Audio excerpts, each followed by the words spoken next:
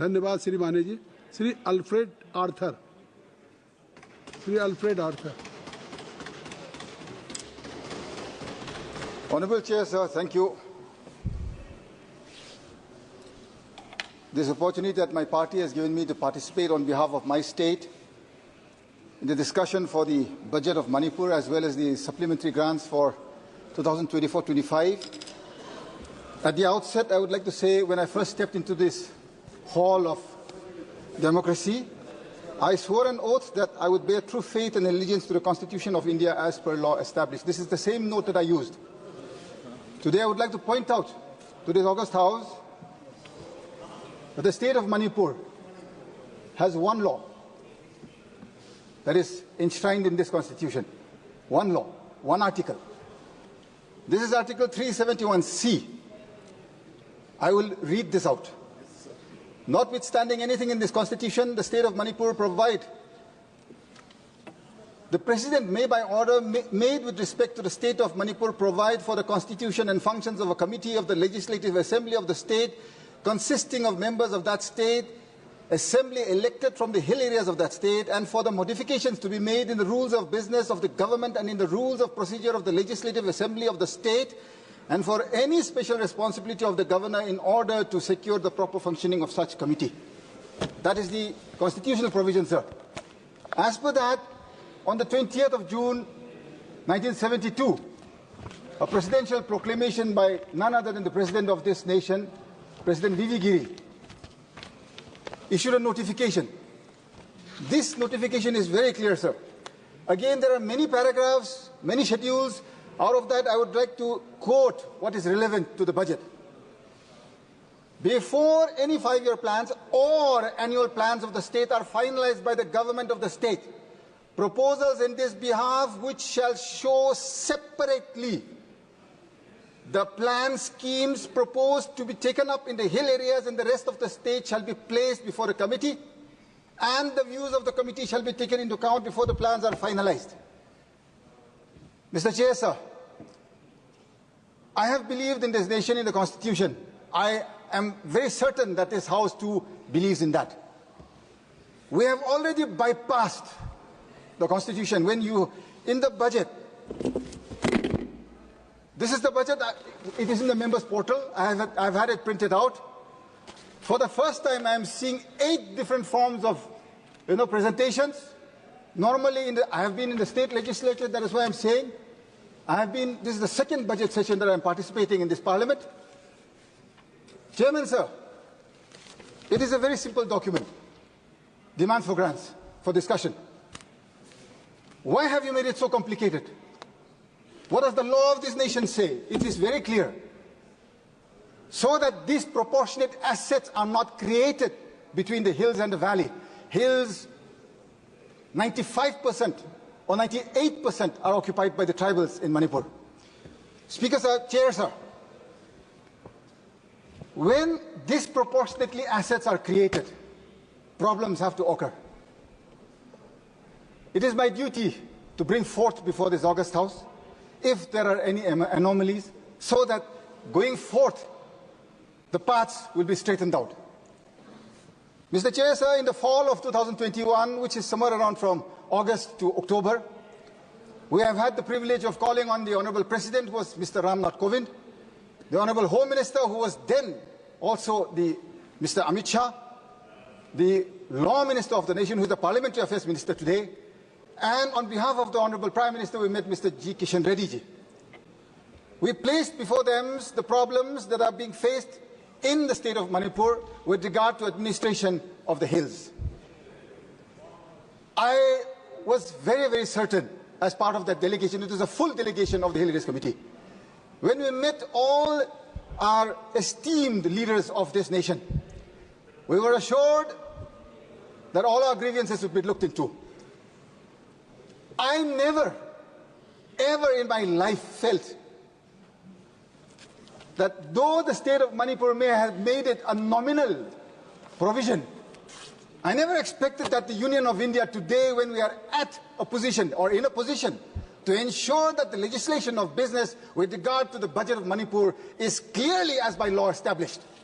We have not yet adhered to that, Mr. Chair, sir. When you go into the budget, I have already chaired 6 meetings in the district level Disha committees. The marginalized and the poor of our nation, so is also my constituency, Mr. Chair, sir. They survive on Narega. You know the status of Narega today. These are reports from the district collectors in the Disha meetings from all departments. 2023-24 Narega ka material component 50% has not been released. 24-25 nothing has been released, and the man-days that are being given there are 25 man-days in a year. The budget, there is no increase this time from the union again. We are passing this budget, there is no increase. It's a demand-driven scheme. Sir, I agree. I know of this scheme, sir. So state they are being given a target because state matching share if the state does not give. When you are not releasing material component for 2023-24, how do you expect those poverty-stricken, marginalized people to create more? How are they going to work more? If this is a committed liability scheme, you are committed to pay. But when the union government does not even clear 23-24, clear-cut ratio 60-40 labor component. But that is why I am saying I know the facts, I know the figures, and I am very clear in this, Mr. Chair, sir. You have not released. There is an injustice to the state, and you are not even increasing that you will clear off the dues. 2 years cut dues is not yet clear. When you talk of your National Social Assistance Program, what is the status today? Last payment was made in the month of March 2023. March. National Old Age Scheme, Pension Scheme, you talk of the widow pension scheme. All those schemes are way back in 2023, last released. 2 years. What are those schemes for then? When the most marginalized are left out to hang dry. I have not seen the budget reflected that they will pay off. I have not seen. Nothing is given here. You talk of all of the centrally sponsored schemes. You go scheme by scheme, program by program, and you'll understand that it is the same replica of what has been happening always. Mr. Chair, sir, the nation needs to grow. Manipur is the lowest per capita income generating state in the nation. In the nation, I repeat. Why is this? Why is this that the Niti Aayog, or be it the Planning Commission at one point in time, or the state government, today the central government, why is it that you have not made sure that course corrections have been made so that we also increase our GSDP? You are not focusing in the core areas. Agriculture budget, there is no increase. Horticulture, there is no increase. The hills are redundant today. There is no income. 90% of the state of Manipur is hills. Lush green hills. We are an agrarian society which survives, and we have been adapting to change because our forefathers have taught us what it is to survive through agriculture. There is no scope for growth. Where do we sustain? Depending on Narega? When Narega, that also you don't even release. Central government not releasing, state government not formulating the actual plans that will be required for inclusive growth. You go into the figures, it's a dismal figure, sir. I today want to challenge the Honorable Finance Minister. So also the Transport Minister. I would like him to come and see, forget about Mumbai-Delhi highway, where you can spend 50,000 crores. I have no problem. It is my nation. We have to grow. Come to my constituency, which is about 20,000 square kilometers. I will show him the sort of roads that his ministry is making. And you will say that these are the roads that you're providing, you're citizens of this nation. Are you actually serious that budgets are being provided? This time when I had spoken to NHIDCL officials in the Disha committee meeting, what did they say? They said that work orders are issued before land is acquired. But before land acquisition process is completed, you start issuing work orders. Are we a society that is built for contractual basis, or is it for a delivery, a chain of delivery for the common man? Today there is no delivery. There is nothing. Look, talk of your JJM scheme. I'm sure the Honorable Finance Minister will come back later and say, JJM bhi ye kiya hai, PMGSY ye kiya hai, PMJVK ye kiya hai. You're going to say many things that you have done, and I will refute each one. I know I will not get a chance to rebut the Honorable Finance Minister, but I am preempting her reply. And I will say very clearly today that every single thing that she says today is only on paper, and I challenge this House, the sanctity of this House, without damaging its integrity. I speak very clearly out of a clean conscience that building this nation includes the building of Manipur. If you do not want to build my state, then you have no right to govern it. What has happened to my state today? Who is responsible for this? I know you have imposed President's rule today. What has happened to the man who was running the show for nearly 2 years? Is he behind bars?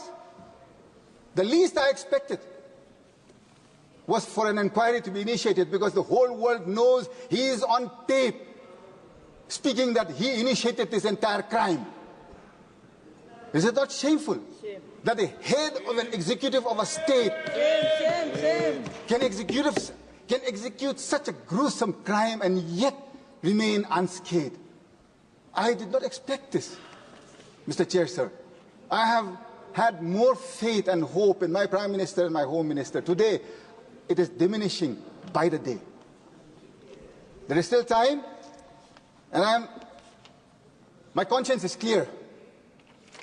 Believing in a law that is enshrined in our Constitution, believing in a nation that goes by the rules of law, not by appeasement, you don't have a right to bring in legislation whenever you choose if it is not for the people. Today, this budget that I speak of is anti-people in Manipur. Why? Because you talk of the 60,000 that have been displaced today. All of their homes ravaged, burnt, broken, damaged, they're all displaced. There is no reflection in the budget for those displaced. The damage I hear, which was done by separate entities, has crossed 20,000 crore. I do not see anything of that sort. The entire budget is not even worth that. Mr. Chairman, sir, maybe my state is a small state, but we are not a small people. We are also equal in every way to this nation. I would implore upon the conscience of this House again, my rising to speak again and again, if it is not making sense to this august House. Give me the privilege and opinion and the opportunity to relinquish my seat and not come back here again. Coming here and speaking again and again and not being heard and not being executed at ground level. Do you know how painful that is to go back home to an empty home, to people in the streets who don't have any place to go to? And today you bring in a budget that does not address a single part of those affected today. Shame. Shame, shame. Shame, shame. I wonder. My blame was solely on one person in the state. I had concentrated everything there. I had hoped for more from the leadership of my nation. I still hope on more from the leadership of my nation. Mr. Chair, sir, before I close, this Constitution is sacred to each member here in this august House. I need not remind anybody. I have quoted the rule of law. It is a point of order. That cannot be bypassed. The budget has to clearly say, this is a notification of the Ministry of Home Affairs. Today the state is being run by the Ministry of Home Affairs. I am closing, Mr. Chair, sir. The Hill-Valley section separation is mandatory. There is no separation of that. How would we know which is going to hills, which is going to valley? Nobody would know anything. And for that reason, I would request the Honourable Finance Minister to put this off, bring in the actual budget and the demands for grants so that we can go into the discussion of what is going into the hills and into the valley, and a little bit of the pain and hardships that the state is going through. I wish and I hope and I pray that this House together we can solve. Thank you, Mr. Chair, sir. Thank you for giving me time. Thank you very much, Mr. Alfred Arthur.